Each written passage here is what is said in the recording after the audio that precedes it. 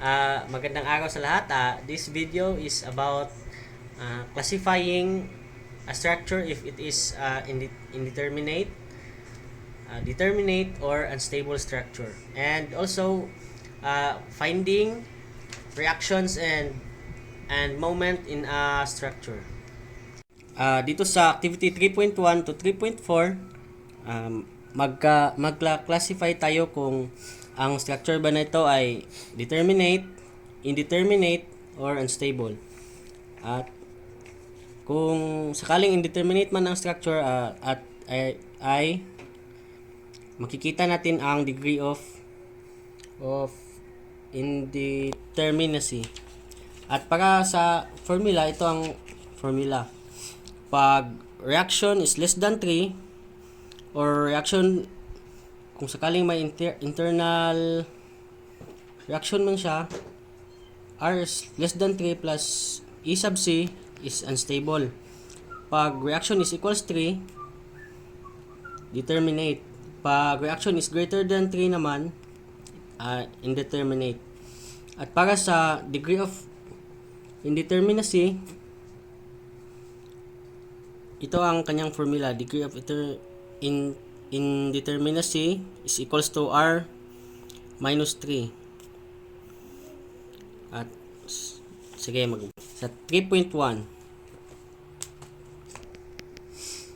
ang kanyang reaction dahil dito sa roller, bali isa lang ang kanyang reaction. At dito naman dalawa. Dito at dito. Bali kung A ito siya, tapos ito B, ito ay BY, RBY, RAY, tsaka RAX. At kung titingnan natin, tatlo ang reaksyon. Kaya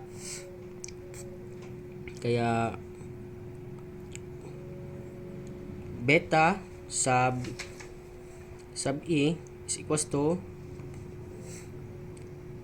R, which is 3 minus 3 is equals to 0. O kaya dahil R is equals to 3, dahil 3 ang reaksyon, R is equals to 3, itong structure na to ay determinate. At dito naman sa letter B, pag ganito roller, tag-iisang reaction lang to kada isa. Tapos kagaya naman ito, dalawa. At kung titingnan natin, limang reaction. It is R is equals to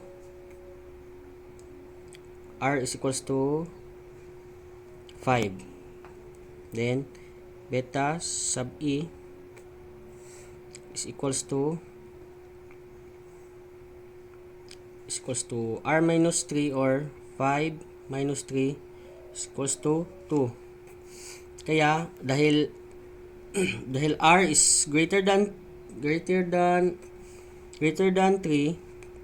ito structure na to ay indeterminate. At ang kanyang degree of indeterminacy is equals to 2. Kasi ito. Tapos dito naman sa letter C, pag ganito nga na fixed ang kanyang kagaya nito, tatlo ang reaction dito ay dalawang reaction, tapos isang moment. Kagaya dito, bali kung A ito, B, MB, RBY, RBX, RAY, RAX, at MA. bali anim siya ang kanyang total reaction. Kaya beta sub E is equals to R minus 3 or 6 minus 3. At kung makikita natin may mga hinge siya, may hinges sa dalawa. Pag sa ganito sitwasyon, kailangan nating i-subtract ito. Kaya 3 minus 2 is equals to 1. Then is kaya may 1 pa. Pag hindi kasi siya 0 ang answer, indeterminate siya, kaya indeterminate ang structure na to. Then ang kanyang degree of indeterminacy is equals to 1. Then dito naman sa letter D, dalawa ang kanyang reaction at isa. At kung makikita natin may isang hinge, kaya R is equals to 3 minus 1 na hinge equals to 2 na lang. Dayon R ay beta E is equals to 2 minus 3 is equals to negative 1. Kung makikita natin, bali negative 1 siya, kaya unstable tong structure na to. Then sa 3.2, kagaya pa rin ito, tatlo,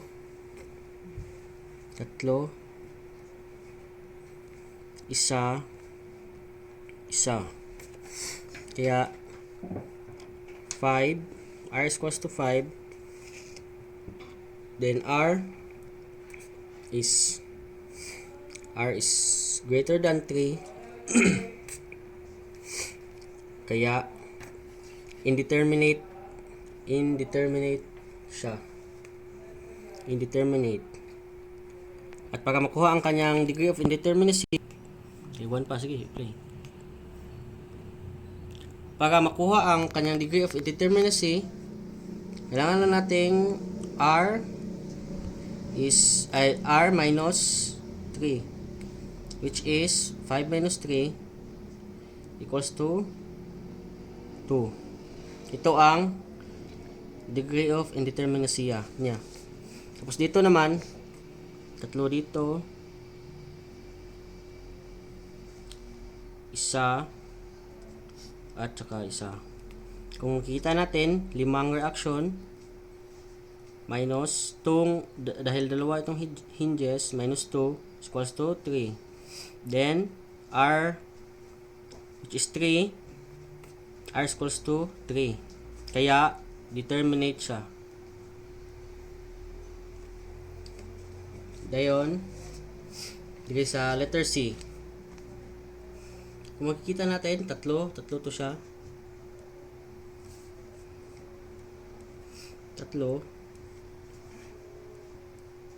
din dito kasi pareha kasi sila mga fixed. Ito, kaya R is equals to 6. Then R or 6 is greater than 3. Kaya indeterminate tong structure na to. Then for finding I sub E or the degree of indeterminacy, it is R minus 3 or equals to 3. Ito ang degree of indeterminacy. Sa letter D naman 6 pa din ito. 6.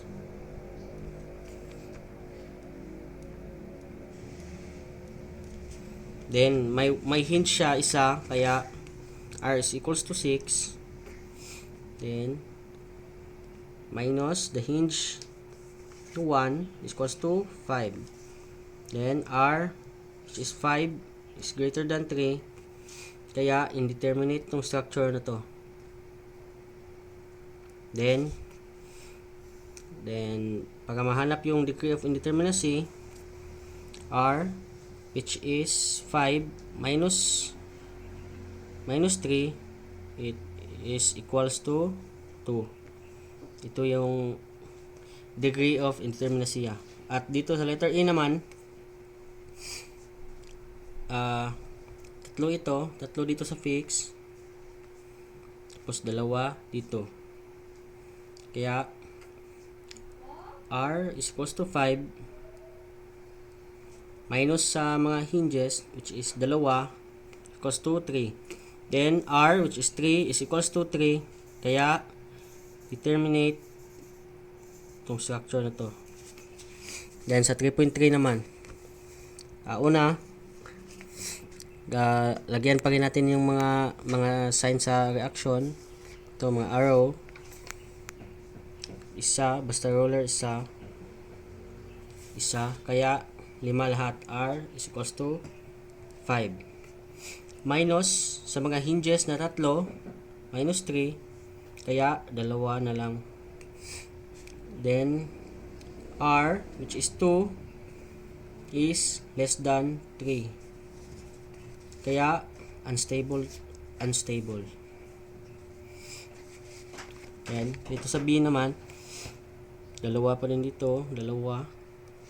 Isa sa roller, isa dito.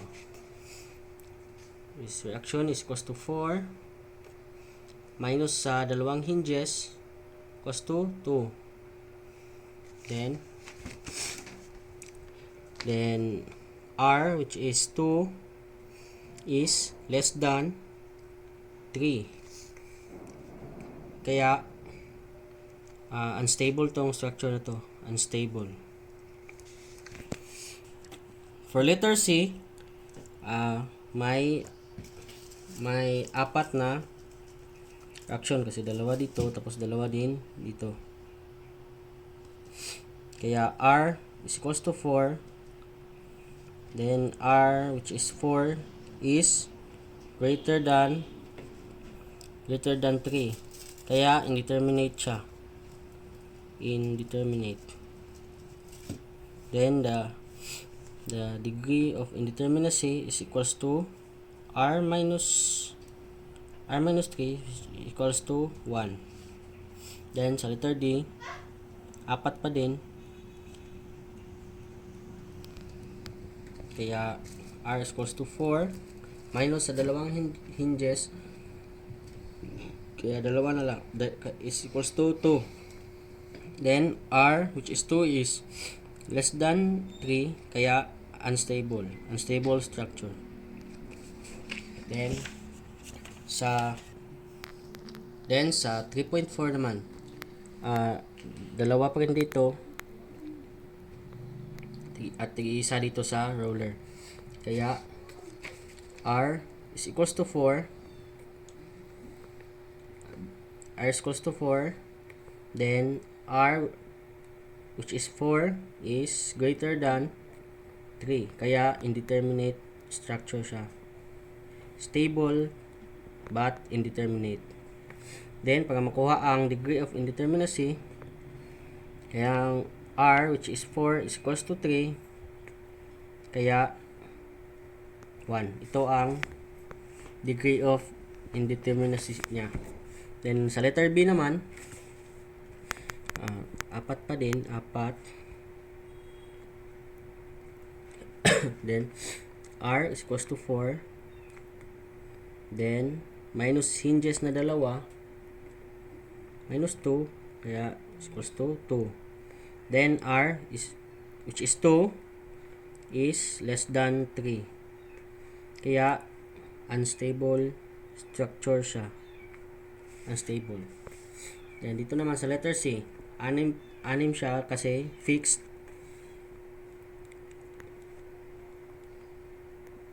Fixed din dito. Kaya R is equals to 6. R is equals to 6. Then R, which is 6, is greater than 3. Kaya indeterminate siya. Indeterminate structure. Then para ma-solve ang degree of indeterminacy, reaction minus 3 is equals to 6 minus 3 is 3. Ito ang degree of indeterminacy niya. Sa letter D naman, 6 pa din dahil 3 dito, 3 din dito.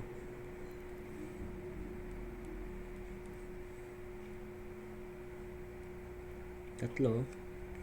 Yeah, R is equals to 6 minus hinges na 3 equals to 3. Then R, which is 3, is equals to 3. Kaya determinate stable structure siya. At ito ang last sa classifying the structures. Dito naman sa 3.31, kailangan nating mahanap yung mga reaction at moment. Dito, alam naman natin na dalawang reaction dito. RBY RBX. Dito naman RAY at RAX RAY. Sa first step, kailangan natin the summation of moment B with equals to 0, which is all forces acting to counterclockwise is positive. Kaya mag-start ta dire sa AY. At yung ikot niya ay pa counterclockwise, kaya negative siya. Negative RAY. At then yung distance niya pa punta sa B, which is 24 plus ito naman na plus siya kasi counterclockwise siya, 30 kN per meter. Then kay 12 man times 12, then distance niya padulong sa B, kaya 18. 18 kasi 6 plus 6 at saka sa gitna nito kasi dito kasi siya, bali dito, kaya times 18. Then next naman is ito, counterclockwise siya, kaya plus 200 times distance niya na 10.4, then wala namang iba, kaya equals to 0. Then pag itotal mo to lahat, RAY is equals to 356.67 kN upward kasi positive kasi. Then para naman sa RAX, summation of moment C sa left side is equals to 0 then any forces that acting counterclockwise is positive. Then bale dito yung reference niya, kaya sa una, halimbawa dito RAX naka-counterclockwise siya, kaya positive kasi naka-counterclockwise siya. Then times the distance niya na 12. Then kung naman ng ito RAY, which is 356, since naka-clockwise siya, kaya negative siya, minus RAY o 356.67 times the distance, which is 12 din, 12 Then ito naman, itong 30. Since naka counterclockwise siya, kaya plus 30 times distance ay times 30 per meter na 12 meter, kaya times 12 times the distance from here 6 ay from the mid of 12, which is 6, to the reference equals to 6 equals to 0. Then putting this into calculator, RAX is equals to 176.67 kN, going to the right kasi positive. Then dahil may value na itong RAY at RAX, madali lang kuha yung RBX. Summation of forces acting into x-axis is equals to 0. All forces that going to the right side is positive. AX, RAX, which is 176.67 plus BX plus kasi RBX kasi padulong dire minus 200 ito kasi padulong siya dito minus. Then RBX is equals to 23.33 kN, going to the right dahil positive. Then motion of forces along y-axis equals to 0, or all that goings up is positive. Then RAY, which is 356.67 plus RBY, ito plus kasi pa-upward siya, then minus 30, ito 30 kN per meter, then times 12 equals to 0. Then RBY is equals to 3.33 kN, going upward kasi positive. At ito na yung mga values ng mga reaction. Then ito naman sa 3.32. Dito sa 3.32, una mag-moment tayo dito sa B. Summation of moment sa B is equals to 0. Then any forces that acting counterclockwise is positive. Kaya at lalagyan pala natin muna to ng reaction. AY BY AX BY, then BX. Kaya una to AY, dahil clockwise siya, positive AY times the distance padulong sa B, which is 12 plus 36 plus 14 plus 14 equals to 76. Then minus AX kasi clockwise pa din siya, minus AX times the distance, which is 16. Then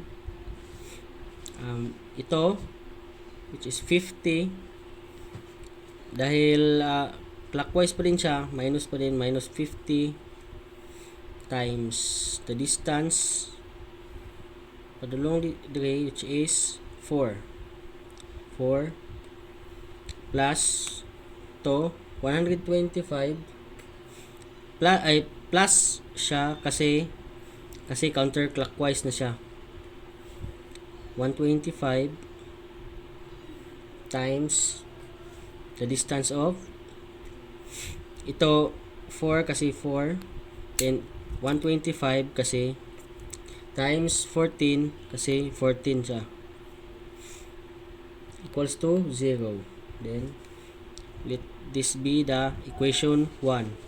Then for equation 2, mag-moment naman dito sa C dito. Summation of moment of C na to the left side is equals to 0, versus that acting counterclockwise is positive. Then start naman tayo dito sa negative AY times the distance which is from here to dito is equals to 48 minus sa AX kasi clockwise pa rin siya, clockwise, minus AX times minus AX times the distance which is 16 plus 8 which is 24 plus 50, ito plus kasi counterclockwise na siya, plus 50 times the distance which is 8 equals to 0. Ito ang equation 2. Then solving equation 1 and equation 2, we obtain AX is equals to negative 35.25 or equals to 35.25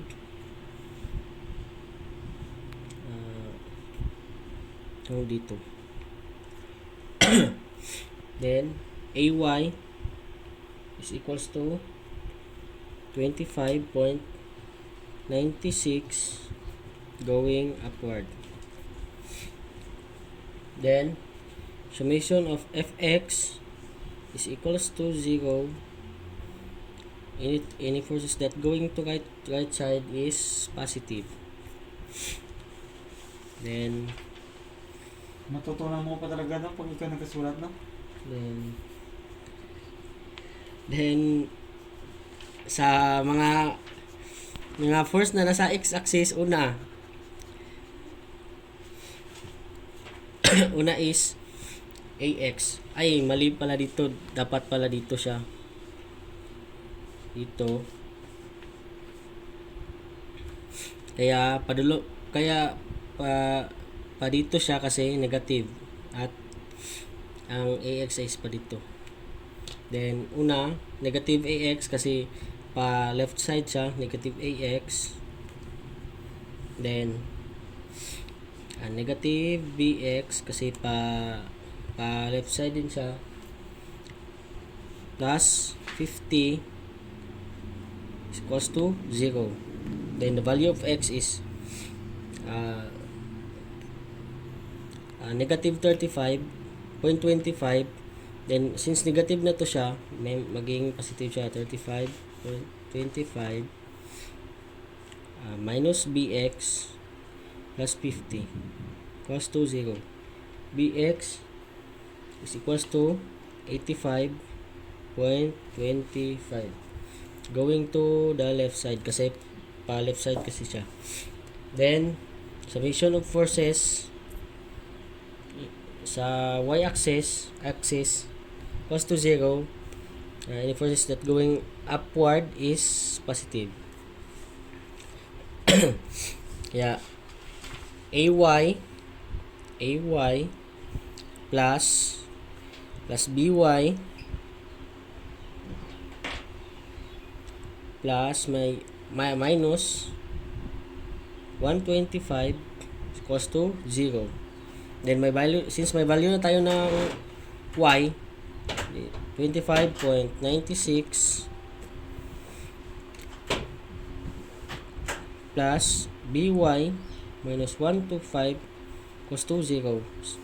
Kaya by is equals to 99.04k going to upward kasi positive siya. Kaya ito na yung mga value ng mga reaction.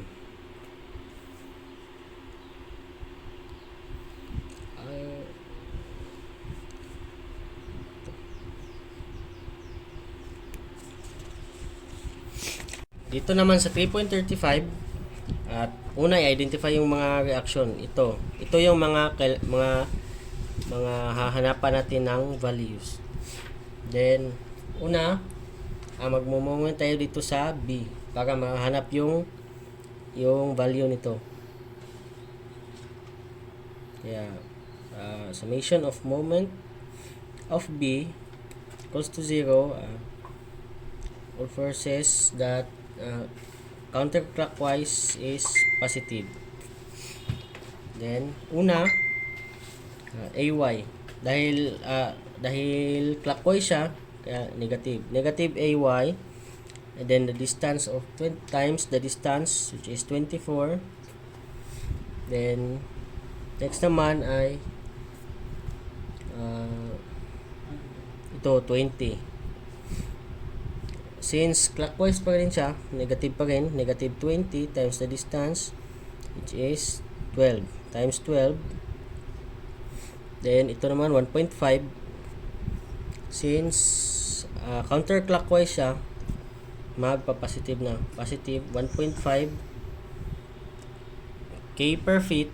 Then kaya times sa feet niya na 16.97 to, kasi 12 kaya nakuha ko to dahil ginamitan ko ng Pythagorean theorem. 12 squared plus ito 12 squared plus 12 squared is equals to square root of ito yung answer. Square root of answer nito. Kaya nakuha ko yung 16.97 times 16.97 times the distance, which is half nito 12, as half nito 6 plus 12 equals to 18, plus ito 1.5 times 16.97 pa din, distance ito length nito 16.97 times times sa 6 na distance dito, 6, which times the sa 6 na distance dito papunta dito equals to 0. Then makuha natin yung value ng AY, which is 15.46k going upward kasi positive. Then para makuha naman natin yung value ng AX, kailangan nating mag-moment dito sa C. Dito C. Summation of moment of C from A to sa dito pa left side equals to 0 is the counterclockwise is equals to positive. Dito yung reference mo. Then since clockwise ito, negative AX times the distance, which is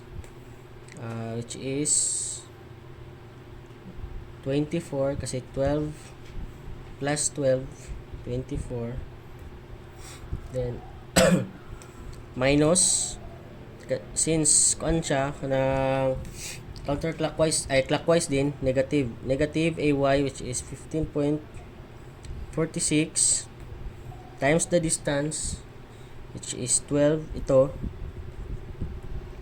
then plus 20 since clockwise siya ay counterclockwise siya, plus 20 times the distance which is 12, then plus ito kasi counterclockwise siya times plus 1.5 times ito 16.97 times sa distance niya na 6 equals to 0. Then makuha natin yung value ng AX is equals to 8.63 okay. Papunta siya dito sa left kasi papunta dito yung mga value ng mga x-axis. Then makakuha na natin yung value nito using the equilibrium. Summation of all forces sa x-axis equals to 0. First going to right is equals to positive. Una, AX. Since padulong siya sa left, negative 8.63 minus sa BX which is padulong diri BX, then plus 20 since pa right side siya equals to 0. Therefore BX is equals to 11.37K. Papunta dito sa left side kasi positive siya. Then motion of forces along y-axis equals to 0, and force that going upward is equals to positive. 15.46 AY 15.46 AY plus BY ito, then minus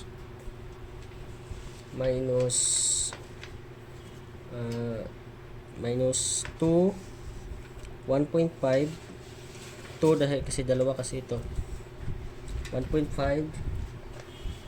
times 16.97 is the length nito is equals to 0. Therefore BY is equals to 35.45. Pataas kasi positive siya. At ito na yung value ng mga reactions.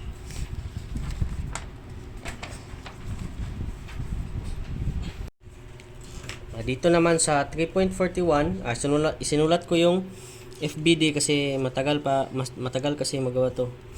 Ay, hinati ko dito kasi may hinge. Then ito nakuha ko tong degree dito kasi ay gamit yung sokatawa, yung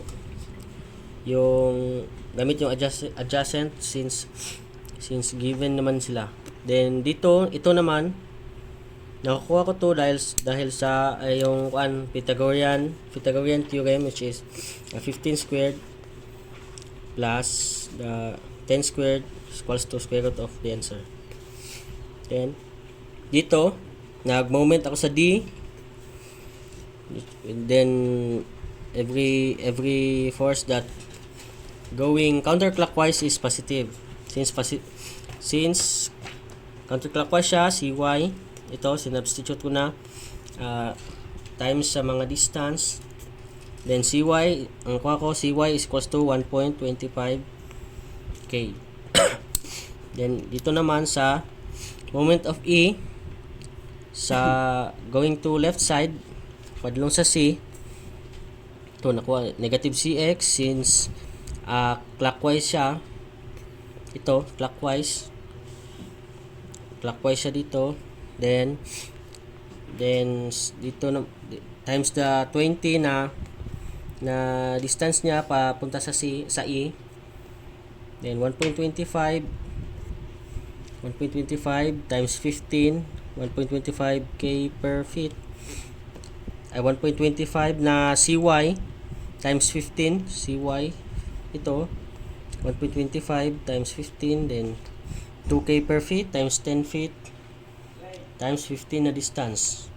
Then ito 18.03 divide 2 kasi bali dito kasi yung malalagay yung arrow niya, kaya nag-divide ako ng 2 para sa center talaga siya.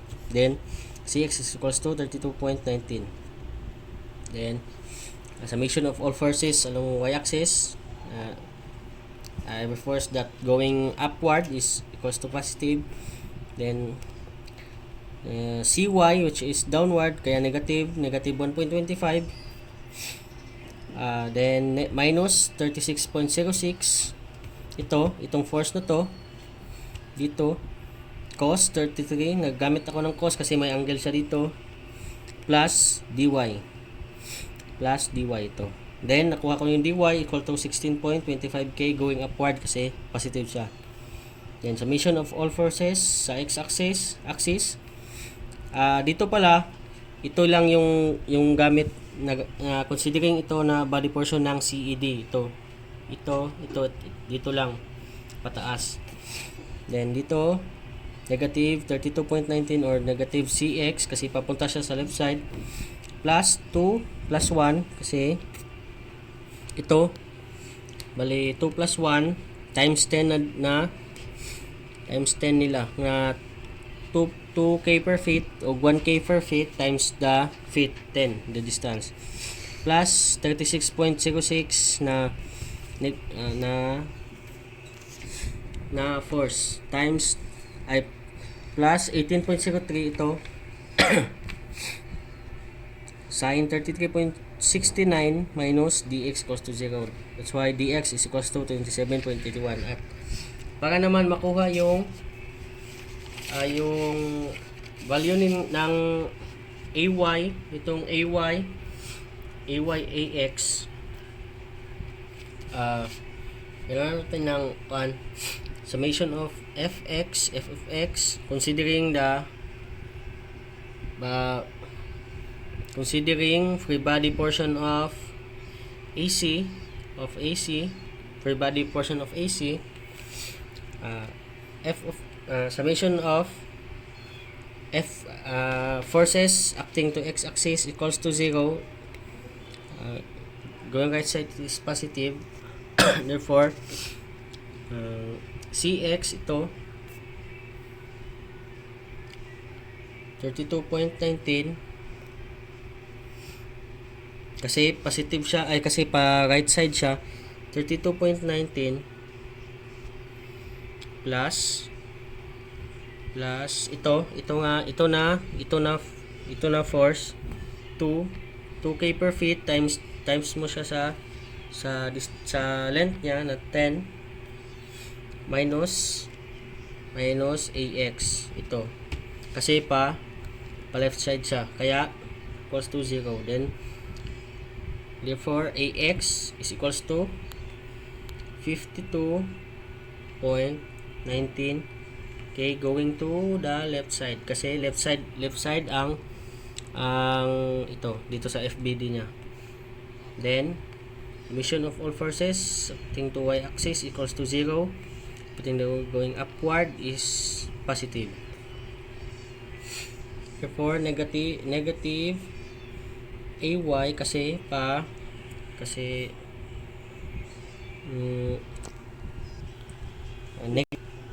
negative AY kasi pababa siya, negative AY plus 1.25 which is itong CY 1.25 kasi positive siya kasi pataas ito.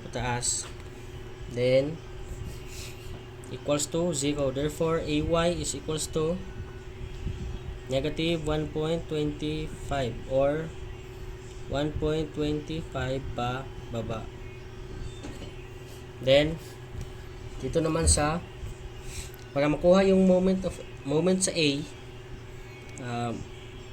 summation of all moment of A is equal to 0. Enforce that going counterclockwise is positive. MA is equals to 32.19 which is CX.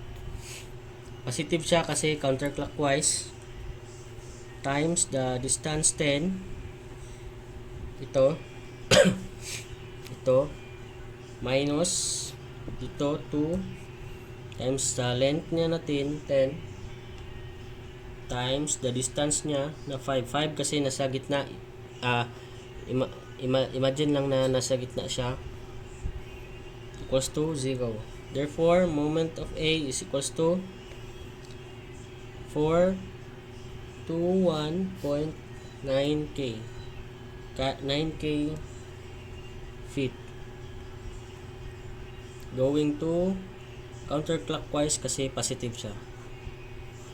At yun lang, salamat.